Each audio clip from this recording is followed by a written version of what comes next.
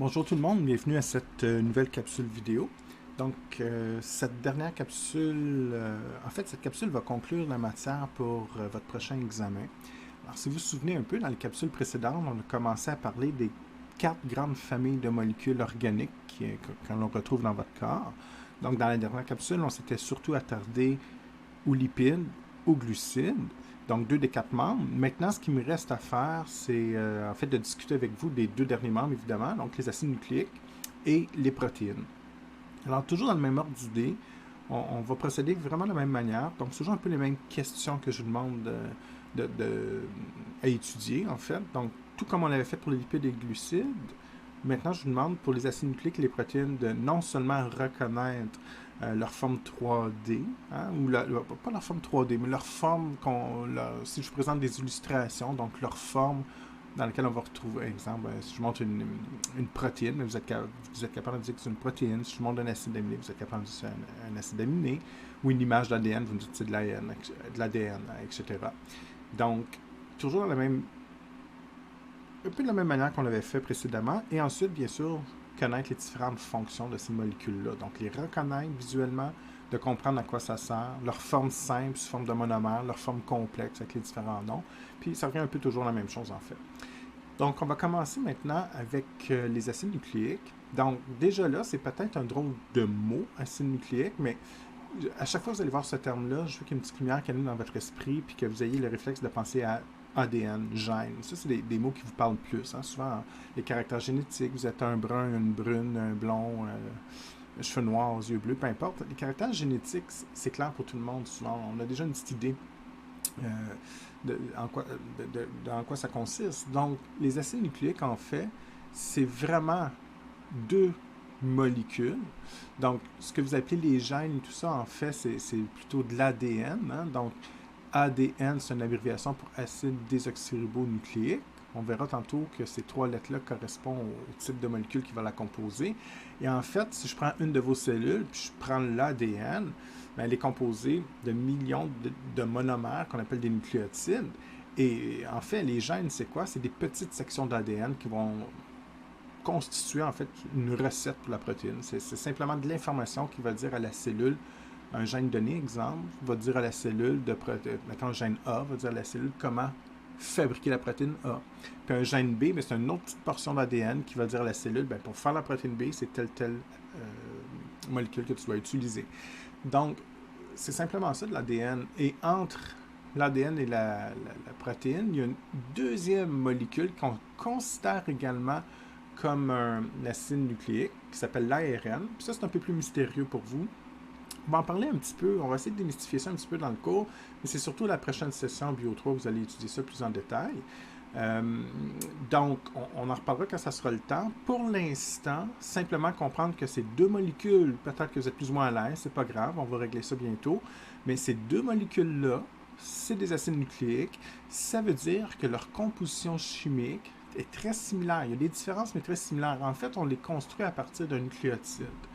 Et c'est toujours la même idée, hein, depuis la dernière capsule.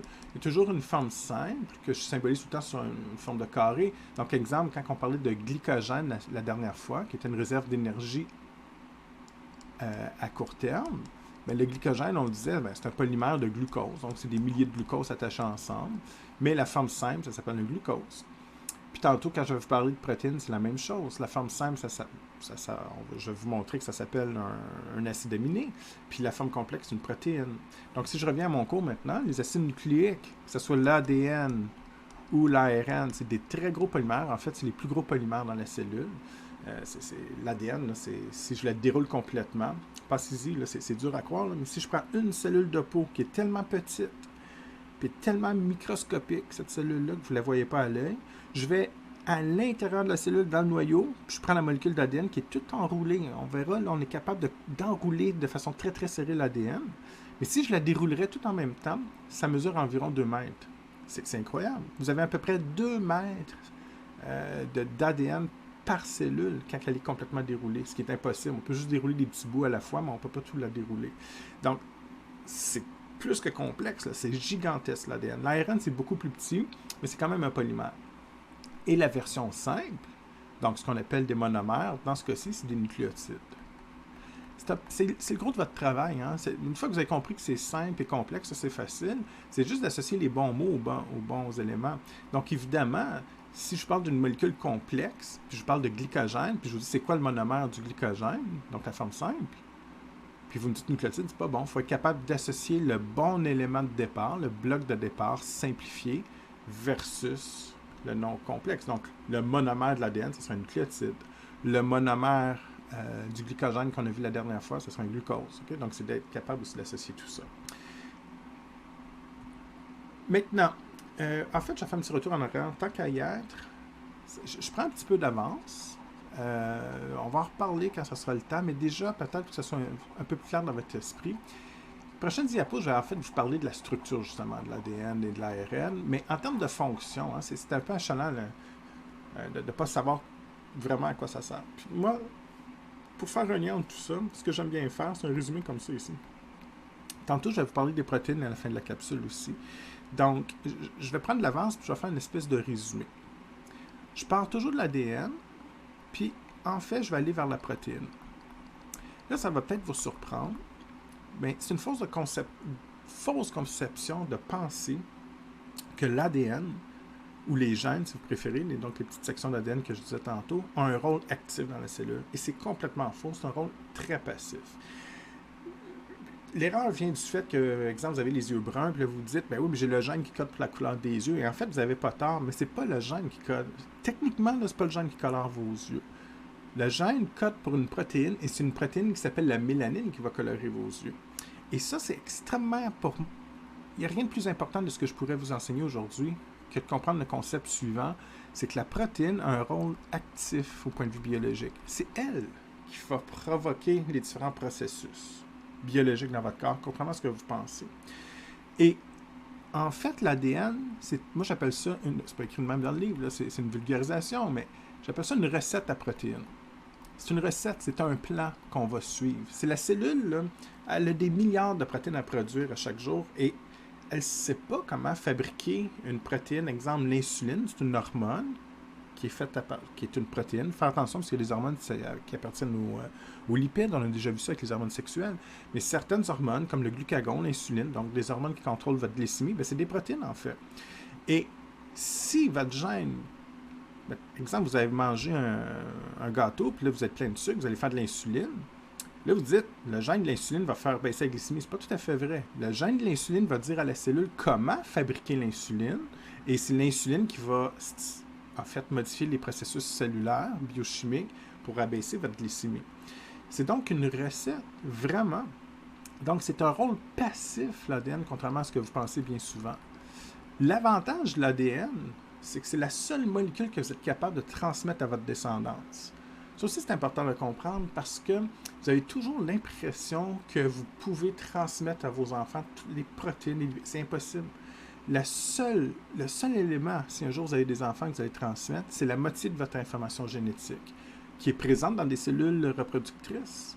Ça, c'est bien important de le comprendre aussi parce que même si je ne poserai pas de questions d'examen là-dessus, c'est incroyable le nombre de fausses conceptions. Alors, je rouvre une parenthèse. Si vous avez un cancer de la peau, puis votre ADN est muté au niveau de la peau, vous avez zéro chance de le donner à votre enfant. Parce que les mutations et les défauts génétiques sont dans la cellule de peau et vous n'utilisez pas vos cellules de peau pour faire un bébé. Par contre, si vos spermatozoïdes ou vos ovules sont mutés, puis dans les milliards de cellules reproductrices que vous produisez, vous tombez sur la cellule qui a des mutations ou des défauts génétiques et vous l'utilisez, cette cellule-là, pour faire un bébé, là, vous allez transmettre des maladies, ce qu'on appelle les maladies héréditaires. Donc, vous allez donner, c'est quoi une mutation ou un problème génétique? C'est une recette qui est faussée. Il y a une erreur dans la recette et donc l'information qui est transmise n'est pas adéquate et la protéine qui va être produite ne sera pas fonctionnelle ou aura une autre fonction qui ne devrait pas avoir. Donc, c'est juste ça le concept. Et tous les processus biologiques comme ça, là, j'ai parlé de la mélanine qui colore les yeux, les cheveux, la peau. Mais, exemple, les enzymes digestives que vous produisez dans le système digestif, c'est des protéines. Il y a des protéines structurales au niveau de la cellule. Et en fait, tous ces processus-là, en fait, sont responsables sont causés par une protéine donnée. Et l'analogie très simpliste, c'est si vous faites la cuisine, vous faites, je ne sais pas, un nouveau repas que vous ne savez pas trop comment procéder, qu'est-ce que vous faites? Vous prenez un livre de recettes et vous avez 30 000 recettes différentes, parce qu'il y a environ 30 000 gènes par cellule, exemple. Pour une molécule d'ADN, c'est divisé en 30 000 sections, 30 000 gènes. Donc, vous avez 30 000 recettes. Évidemment, vous n'allez pas utiliser les mêmes recettes à chaque fois. Donc, vous prenez celle qui vous intéresse. Vous voulez faire de la mélanine pour colorer votre peau, vous allez lire. Donc, dans la cellule, il y a des processus particuliers, mais sont vulgarisés un peu aujourd'hui, des processus de lecture qui font en sorte qu'on va lire l'ADN, le gène, en fait, qui nous intéresse, et la cellule, par d'autres mécanismes qu'on verra dans quelques semaines, on va comprendre qu'est-ce que je dois faire dans la cellule, quelle molécule je dois utiliser pour fabriquer la protéine qui m'intéresse. Comme vous suivez la recette, vous décidez de changer de repas, vous allez voir l'autre recette, et c'est la même chose dans la cellule. Si je veux faire une autre protéine, je change de recette. La recette, évidemment, c'est le gène, donc je vais utiliser un autre gène pour savoir comment fabriquer la nouvelle protéine. Donc, évidemment, l'ADN, les gènes, c'est vraiment simplement de l'information qui indique à la cellule comment fabriquer la protéine, et c'est la protéine qui a un rôle actif. Mais on confond tout ça parce que parfois on entend, comme je le disais tantôt, parler de mutation, de problèmes génétiques. Et là, vous avez l'impression, ben j'ai telle maladie, ben j'ai un défaut dans mon gène. OK? Je vous donne un exemple classique, la fibrose kystique, vous connaissez peut-être. Maladie qui affecte surtout le système respiratoire, mais les autres systèmes sont affectés aussi, digestif et tout. C'est une petite mutation, c'est des pompes à chlore qui ne fonctionnent pas. OK? Donc, une petite mutation dans la protéine qui fait que dans la membrane cellulaire, les pompes qui font déplacer le chlore à travers la membrane cellulaire ne fonctionnent pas. Et ça débalance donc le déplacement de chlore et par conséquent le mouvement de l'eau. Ça fait qu'il y a une espèce de mucus, de l'eau très épaisse, si vous voulez, qui s'accumule dans les voies digestives et respiratoires. Ça bloque les voies respiratoires. Et là, vous allez entendre les gens dire « Ouais, mais moi, j'ai la maladie génétique, je suis né avec ça, puis j'avais le problème. Donc, c'est un problème d'ADN. » C'est vrai. Mais en fait, c'est la protéine qui fait le transporter, la pompe. Donc, la pompe à chlore, c'est une protéine qui a un défaut. Et je reviens avec l'exemple de la cuisine. S'il y a une erreur dans votre recette, votre repas ne sera pas bon parce que vous allez suivre la recette bêtement. Et c'est ce qu'a fait la cellule. Elle suit bêtement la recette. Donc, elle ne veut pas de mutation dans l'ADN. On a des mécanismes de réparation, de détection de mutations, mais c'est pas infaillible. Donc, il y a toujours des mutations qui vont se glisser. Donc, là, j'ai dit beaucoup de choses. Ce qui est extrêmement important pour moi, c'est de comprendre le lien entre ADN et protéines. Donc, en résumé, ce que je dis, c'est que l'ADN, ou les sections d'ADN qu'on appelle des gènes, c'est une recette, c'est de l'information qui dit comment faire la protéine. C'est un rôle passif. Ça sert simplement à indiquer à la cellule comment fabriquer les différentes protéines de votre organisme. Et c'est la seule molécule aussi qu'on peut transmettre à notre descendance. La protéine, qu'on verra un peu plus tard en détail, c'est elle qui a un rôle biologique dans la cellule. C'est pas l'ADN. Mais pour fabriquer les bonnes protéines selon vos besoins, bien évidemment, il faut avoir la bonne recette. Et là, je suis certain qu'il y a des gens qui se disent « Ouais, mais l'ARN, ça vient faire quoi là-dedans? » OK? Donc, l'ARN, c'est une molécule qui ressemble un petit peu à l'ADN, mais avec des grandes différences. Elle est plus simple, en fait, et pour moi, c'est l'intermédiaire.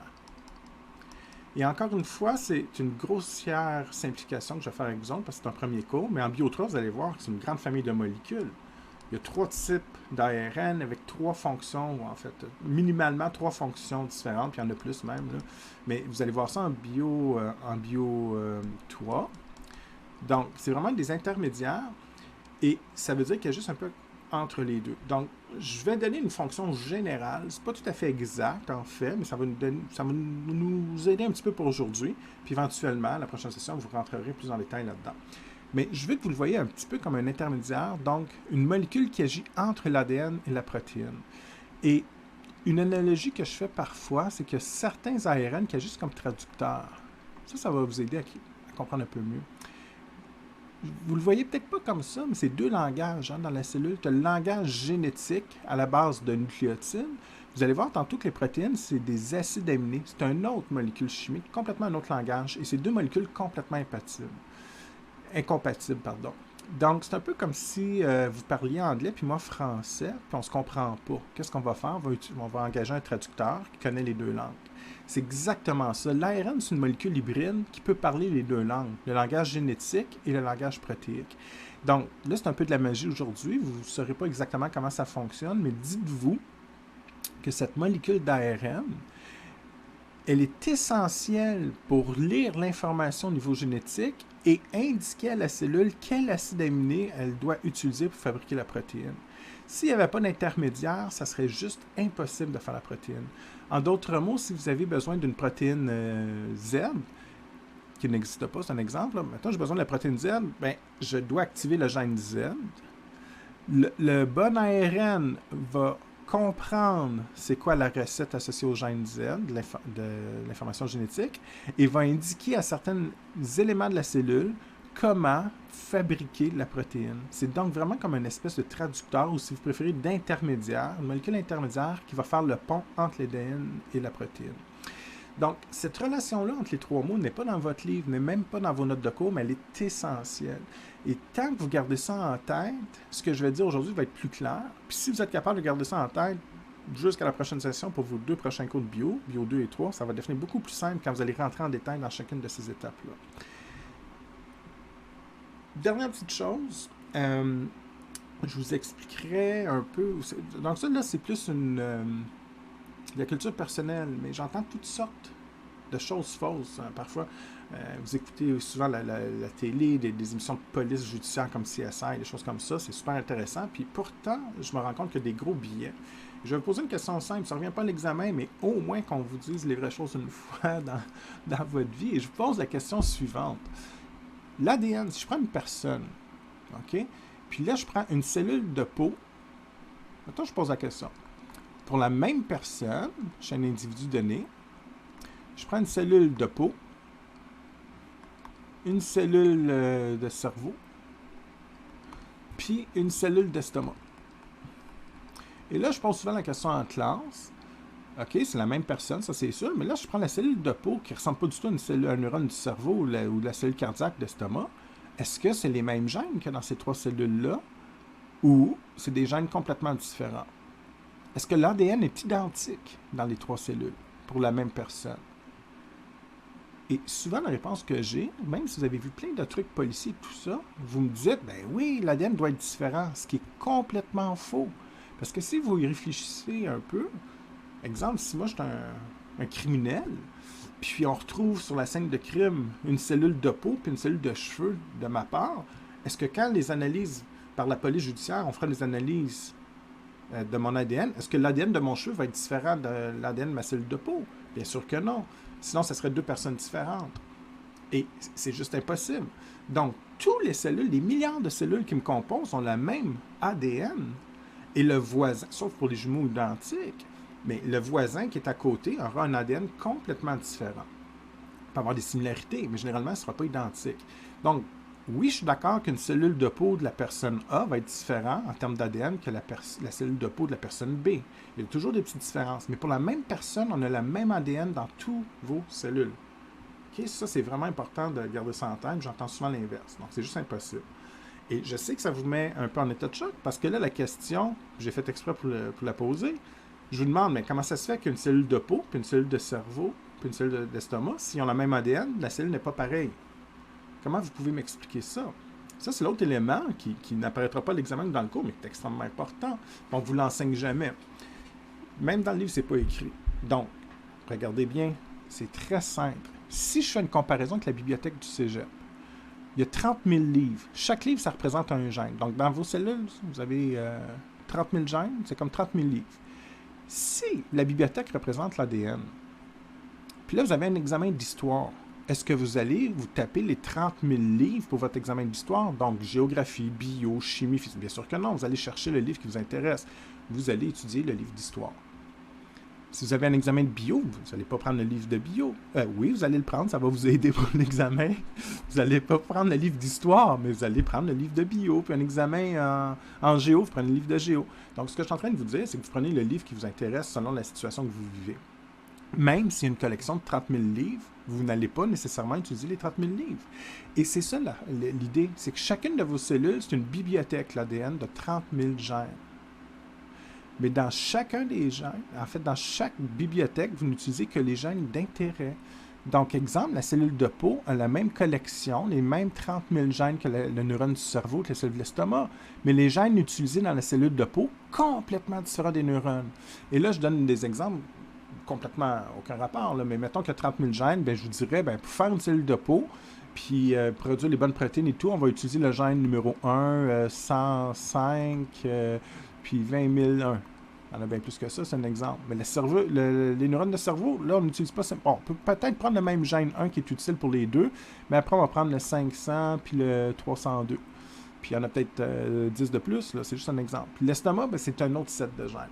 Donc, même si tout le monde a la même collection, ce qui est utile pour la police judiciaire, comme je le disais tantôt, parce que comme tous vos cellules ont la même collection, la même ADN, on peut vous identifier. Donc, peu importe la cellule que je prends, s'il y a une mutation dans le gène 322, je vais la revoir dans toutes vos cellules, normalement. Si c'est une mutation qui est héréditaire, que vous avez hérité de vos parents. Si c'est une mutation ponctuelle, ça c'est autre chose. Ça veut dire, par exemple, un rayon ultraviolet pénètre votre peau puis fait des dommages dans la cellule, dans une cellule donnée, mais ça ne veut pas dire qu'elle va être présente dans toutes les autres cellules. Donc ça dépend du type de défaut génétique. Mais reste que la collection, l'ADN va être identique dans toutes vos cellules pour une personne donnée. Puis si je prends une autre personne, ben, sa collection est différente de la vôtre, évidemment. Par contre, comment on peut expliquer toutes les différentes cellules? C'est parce qu'on n'utilise pas les 30 000 gènes en même temps. On prend ceux qui nous intéressent, donc ceux qui sont pertinents pour une cellule de peau. On va prendre un autre set de gènes pour les cellules de cerveau, etc. OK, je ferme la parenthèse. Je l'ai dit tantôt, ce que j'ai fait entre parenthèses, c'est de la culture personnelle, mais pour moi, c'est comme la base. Même si je ne poserai pas de questions d'examen parce que je suis sorti du cours, c'est des faussetés que j'entends, que je lis sur Internet et que ça fait aucun sens. Okay? Ça, c'est vraiment comme la base niveau primaire que tout le monde devrait connaître. Maintenant, si je reviens à mon cours, là, ce qui est plus important, parce que là, j'ai dit beaucoup de choses. On résume ça pour que ça soit clair pour le cours. Je vais vous parler des acides nucléiques, deux molécules, ADN et ARN. On va voir leurs différences chimiques et leurs fonctions. On en a parlé un petit peu. On comprend la relation entre l'ADN, l'ARN et la protéine qu'on verra également. Protéine rôle active, ADN c'est la recette qui dit à la cellule comment fabriquer la protéine. J'ai besoin d'un intermédiaire qui s'appelle l'ARN. Pour l'instant, c'est tout ce que je veux que vous gardiez en tête.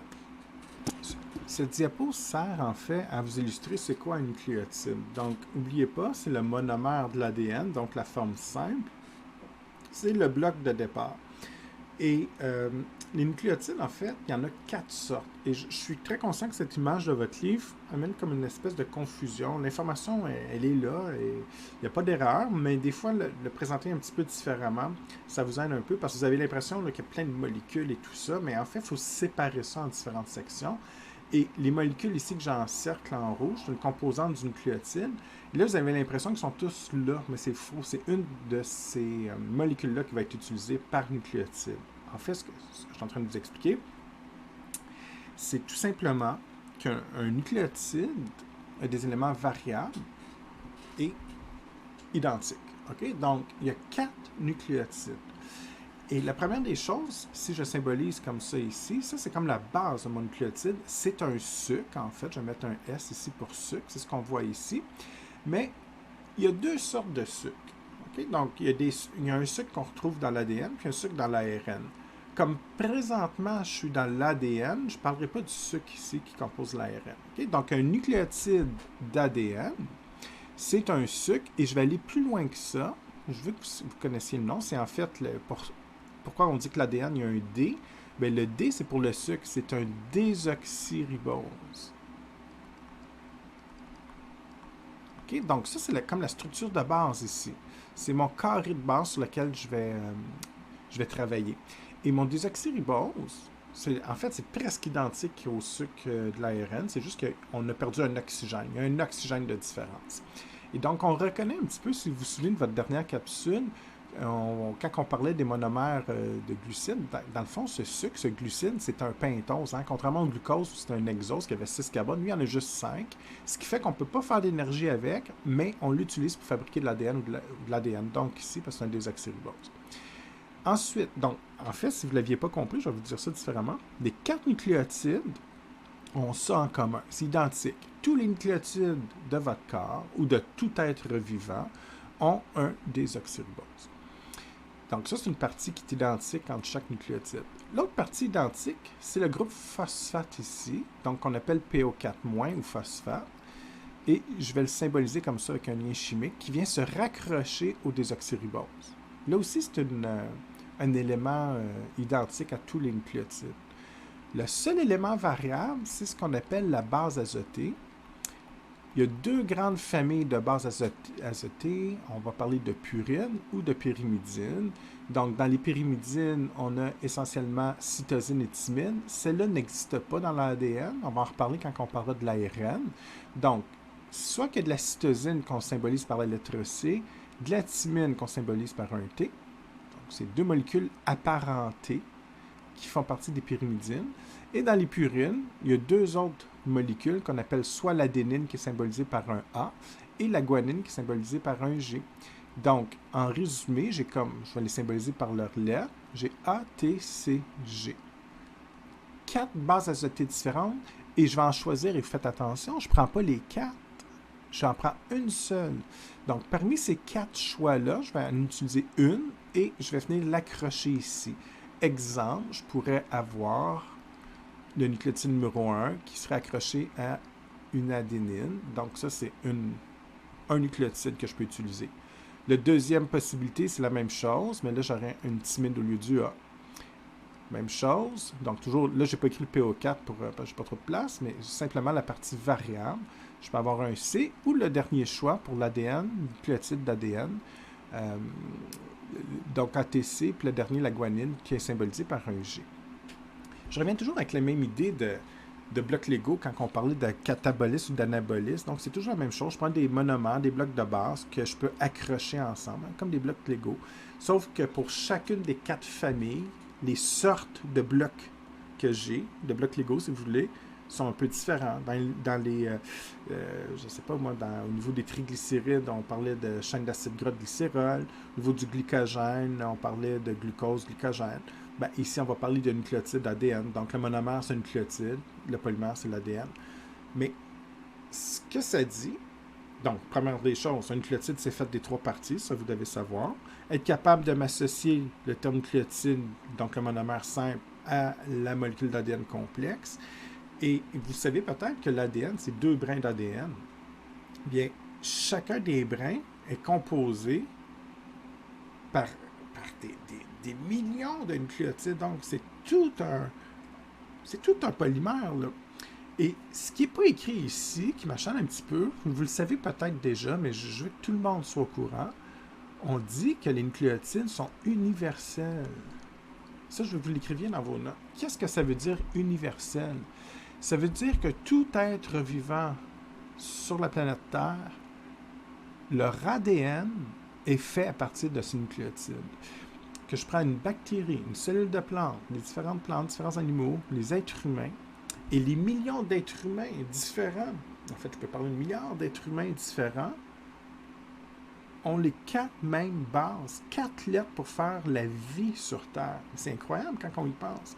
Ça veut dire que je prends l'ADN de n'importe quel animal, n'importe quel humain sur le globe, ils ont tous ATCG et il n'y a qu'une autre molécule. Avec 4 molécules de base, je fais l'information génétique de tout être vivant. C'est un peu une preuve indirecte qu'on vient tous du même endroit, des premières cellules ancestrales qui sont parties de ces 4 molécules-là et qui ont évolué en la grande diversité qu'on connaît aujourd'hui. Mais à la base, c'est 4 molécules comme ça, 4 nucléotides. Et je vous pose la question, comment ça se fait qu'avec 4 lettres, 4 molécules différentes, 4 bases azotées différentes, on peut faire toute forme de vie? Juste dans ma classe, on est 30, par exemple, une trentaine d'étudiants, il n'y en a pas un qui est pareil. Puis on a toutes les mêmes 4 lettres. Donc, qu'est-ce qui va nous distinguer? C'est 2 choses. En biologie, on va parler souvent de la séquence d'ADN, donc ça veut dire l'ordre. Donc, évidemment, si je pars avec quelqu'un qui a un code génétique, c'est faux, mais mettons qu'il y aurait juste, je ne sais pas moi, 6 nucléotides, bien, imaginez-vous, juste avec 6, on peut faire plein de possibilités. Il pourrait avoir 6A. Donc là, je ne redessine pas le nucléotide au complet, c'est trop long, mais maintenant, je mets juste la variété, okay? La partie variable du nucléotide, les bases azotées. 6A. Je pourrais avoir un A, un T, un A, un T, C, G, C, mettons.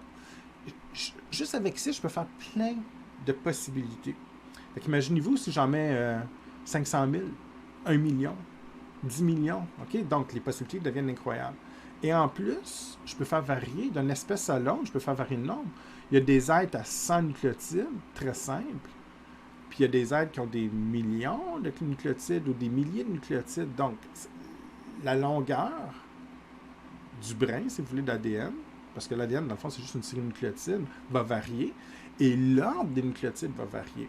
C'est ce qui va expliquer la diversité entre les humains dans ma classe, entre les humains sur le globe et tous les êtres vivants.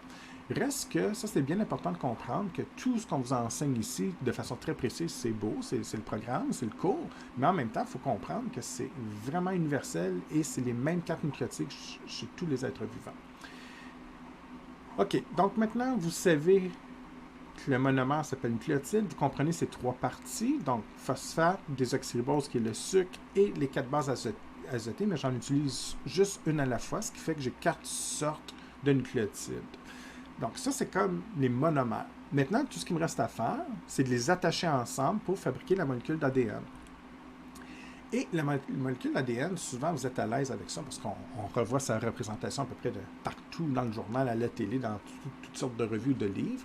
Donc, vous savez que l'ADN, c'est une double hélice d'ADN. Et chez l'être humain, bien sûr, parce qu'il y a des bactéries qui ont de l'ADN circulaire, donc ça peut varier d'un organisme à l'autre. Et comme c'est un code bio-humain, c'est vrai de dire qu'il y a 2 brins d'ADN qui sont attachés ensemble. Et ce que je vous dirais, bien évidemment, vous avez 2 parents. Donc, le père donne la moitié de l'information génétique qui va former un brin, puis la mère va fournir l'équivalent du 2e brin.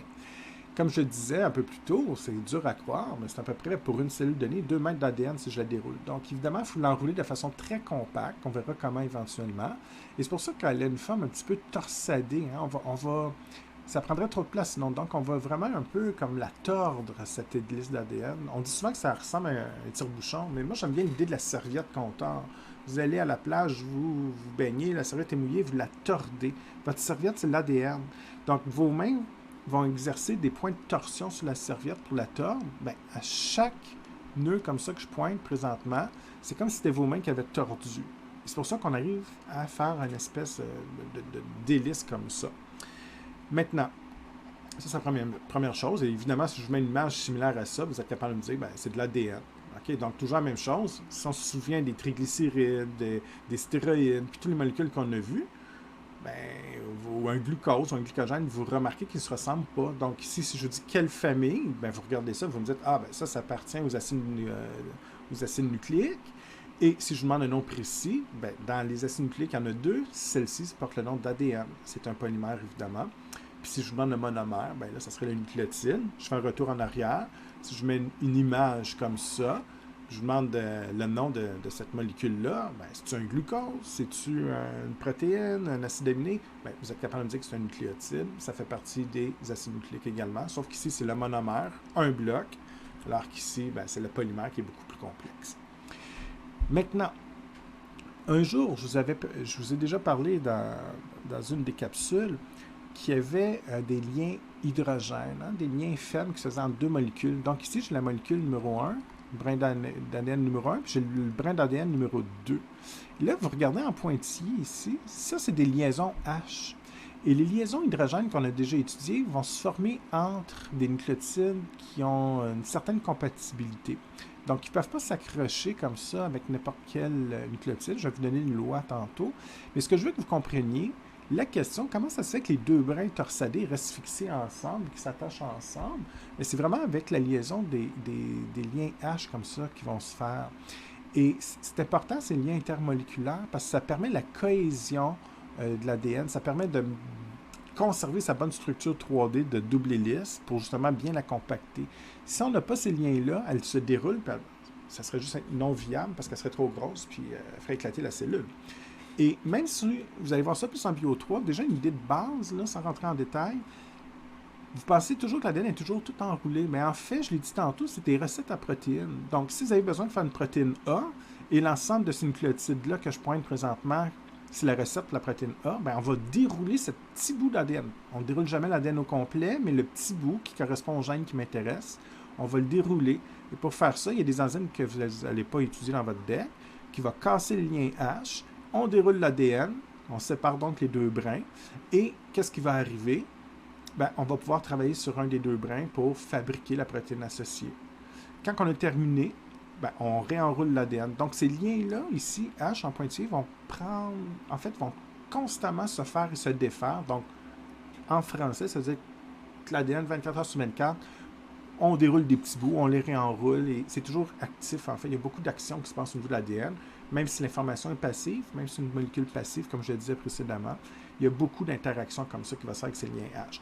Ce qui m'intéresse plus maintenant, ces liens H ici, ça c'est une particularité, les liaisons hydrogènes, il y en a 3 qui se forment, 2, je ne vous demande pas de retenir ça, mais j'attire quand même votre attention parce que ici, il y a comme une compatibilité entre T et A. Les T vont pouvoir attacher avec les A d'en face, mais ne pourront jamais s'attacher avec un G, un C ou un autre T. OK, donc ça serait des erreurs. Ça arrive. Des fois, il y a 2 T qui s'attachent ensemble. Ça, c'est vraiment la culture. Vous oubliez ça après. On appelle ça des dimères de thymine.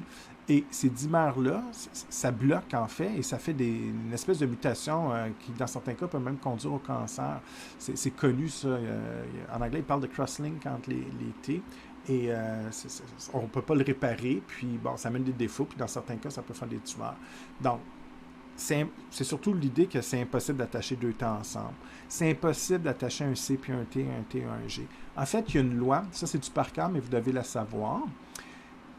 Les A ou les adénines vont toujours rattacher les thymines ou vice-versa. C'est les 2 molécules qui sont compatibles et les C vont toujours attacher les G ou vice-versa. Donc un G peut reconnaître un C peut attacher un G, mais jamais un A pourrait aller, exemple, avec un G. Et ça, on appelle ça la loi d'appariement des bases. OK? Et dans le fond, ça nous indique comment les nucléotides vont se fixer ensemble. Donc, il faut le savoir par cœur, évidemment. Ensuite, il faut être capable de l'appliquer dans un petit exercice que je fais très rapidement. Ce n'est pas un vrai exercice, c'est juste pour savoir si vous comprenez. Fait que, ce qui est intéressant avec ça, c'est que si je vous donne la séquence d'un brin 1, pour une personne donnée, vous êtes capable de déduire la séquence du deuxième brin. Donc, je pourrais vous demander ça dans un exercice ou un examen. Je pourrais vous dire, OK, exemple, si la personne a une séquence d'ADN pour un gène donné de TTCGA, donc c'est trop court, là. Évidemment, un gène, c'est beaucoup plus de nucléotides que ça, mais mettons pour l'exercice, êtes-vous capable de me dire qu'est-ce qu'il va y avoir de l'autre côté? Donc, c'est l'application de la loi. Vous l'appliquez bêtement. Les T vont attacher quoi? Je viens voir ici. Les T attachent les A. Donc, je vais avoir un A de l'autre côté ici. Deuxième T attache un deuxième A. Les C attachent les G. Donc, le C ici vient se fixer avec un G. Le G attache les C. Donc, l'autre séquence, c'est un C. Et le A, on sait qu'attache les T, donc on termine avec un T. Donc cette séquence, on parle souvent de séquence de brins complémentaires, séquence complémentaire, va, non seulement vous êtes capable de l'identifier, de la déduire, mais en gros, qu'est-ce que ça fait? Bien, si on veut faire une application biologique à ça, il y a des liens H qui se font entre, donc des liaisons hydrogènes entre ces bases-là, complémentaires. On va torsader tout ça, ce qui me permet de faire une double hélice. Et ce qu'on voit ici, le T attache le A, le C le G. Donc, c'est comme ça qu'on va procéder.